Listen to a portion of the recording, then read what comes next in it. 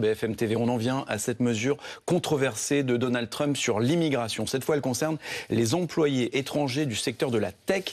Fanny Wegscheider, vous êtes avec nous pour nous parler de cette mesure. Certains informaticiens devront payer bientôt une somme astronomique pour obtenir un visa qui était jusqu'à présent gratuit. Oui, c'est l'un des décrets qu'a signé hier Donald Trump dans le bureau ovale et qui concerne donc ce visa dont vous parlez, le visa H1B. Il est très prisé des entreprises de la technologie pour embaucher des ingénieurs, des profils d'informaticiens.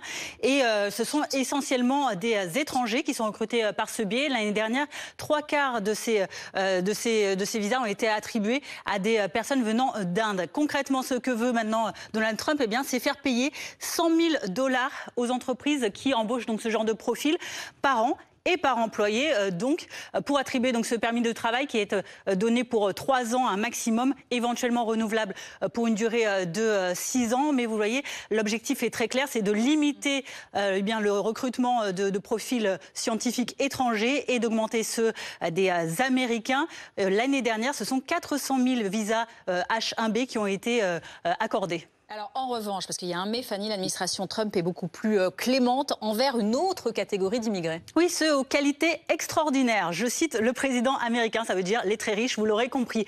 Le président Trump, qui là aussi a signé donc des décrets hier les concernant et qui sont beaucoup plus favorables. En effet, regardez ce qui concerne cette Gold Card, en référence à la Green Card, la carte verte qui permet de travailler et de vivre aux États-Unis. Eh bien, la Gold Card permettra aux très riches étrangers de venir dans le pays pour $1 million s'ils ne sont pas parrainés par une entreprise, 2 millions si une entreprise les parraine, ce qui leur permettra d'accélérer la procédure d'obtention de ce titre de séjour pour rester sur le sol américain. Donc une mesure favorisant leur entrée et dont le président Trump dit qu'elle aura évidemment un succès immense. Et même s'ils sont encore plus riches, il y a une deuxième version, VIP un petit peu. C'est la Platinum Card, la carte platine pour les plus gros portefeuilles. Elle coûte celle-ci $5 millions et elle permettra à ces étrangers de venir sur le sol américain avec des avantages fiscaux. Toutes ces mesures, l'administration Trump estime qu'elles rapporteront $100 000 milliards, de quoi